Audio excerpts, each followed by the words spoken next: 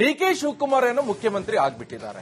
ಆದರೆ ಡಿಕೆ ಶಿವಕುಮಾರ್ ಅವರ ಸರ್ಕಾರದಲ್ಲಿ ಸಂಪುಟದಲ್ಲಿ ಸಚಿವಗಿರಿಯನ್ನ ಗಿಟ್ಟಿಸಿಕೊಳ್ಳಲು ಮುಂದುವರೆದಿದೆ ಫೈಟ್. ಇದು ಮಾಜಿ ಸಚಿವ ಆಂಜನೇಯಗೂ ಮಂತ್ರಿಗಿರಿ ನೀಡುವಂತೆ ಆಗ್ರಹ ಕೇಳಿ ಬರ್ತಾ ಇದೆ.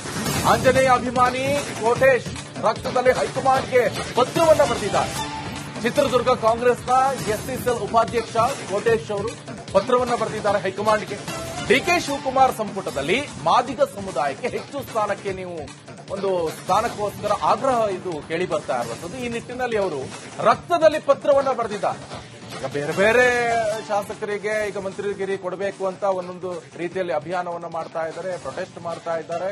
ಸೊ ಹೈಕಮಾಂಡ್ಗೆ ಮುಟ್ಟಿಸುವಂತ ನಿಟ್ಟಿನಲ್ಲಿ. ಸೊ ಇನ್ನೊಂದು ಕಡೆಯಲ್ಲಿ ಹೈಕಮಾಂಡ್ಗೂ ಒಂದಿಷ್ಟು ಪತ್ರ ಕೂಡ ಬರೆದಿದ್ದಾರೆ. ಇವರು ನಮ್ಮ ನಾಯಕರು, ಇವರಿಗೆ ಕೊಡಲೇಬೇಕು ಅಂತ. ಆದ್ರೆ ಚಿತ್ರದುರ್ಗದಲ್ಲಿ ವಿಭಿನ್ನ ರೀತಿಯಲ್ಲಿ ಈಗ ಪತ್ರವನ್ನು ಬರೆದಿರುವಂತದ್ದು. ಅದರ ಕೂಡ ರಕ್ತದಲ್ಲಿ ಹೈಕಮಾಂಡ್ಗೆ ಪತ್ರ. ಇದು ಚಿತ್ರದುರ್ಗ ಕಾಂಗ್ರೆಸ್ನ ಎಸ್ಸಿಸೆಲ್ ಉಪಾಧ್ಯಕ್ಷ ಕೋಟೇಶ್ ಅವರು ಹೈಕಮಾಂಡ್ಗೆ ಪತ್ರವನ್ನ ಬರೆದಿದ್ದಾರೆ.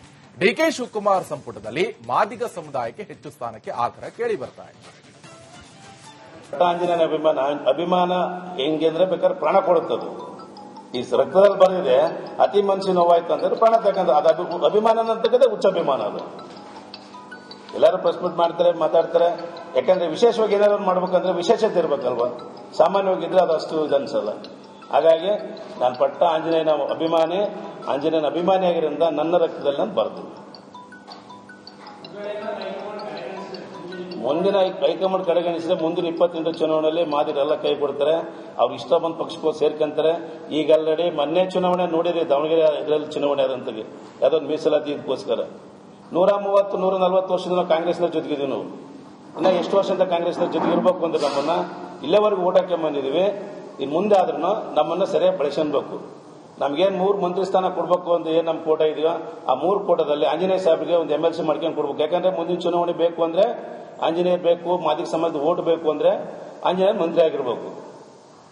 ಆಂಜನೇಯ ಬರೇ ಹೊಳಲ್ಕೆರೆ ಕ್ಷೇತ್ರಕ್ಕೆ ಮಾತ್ರ ಆಂಜನೇಯ ಅಲ್ಲ, ಇಡೀ ರಾಜ್ಯಕ್ಕೆ ಆಂಜನೇಯ. ಈ ರಾಜ್ಯಕ್ಕೆ ಮೀಸಲಾತಿ ಕೊಡಿಸಿದಂತ ದೇವರು ಆಂಜನೇಯನ 2ನೇ ಅಂಬೇಡ್ಕರ್ ಅಂತ ಕರೀತಾರೆ ನಮ್ಮ ರಾಜ್ಯದಲ್ಲಿ.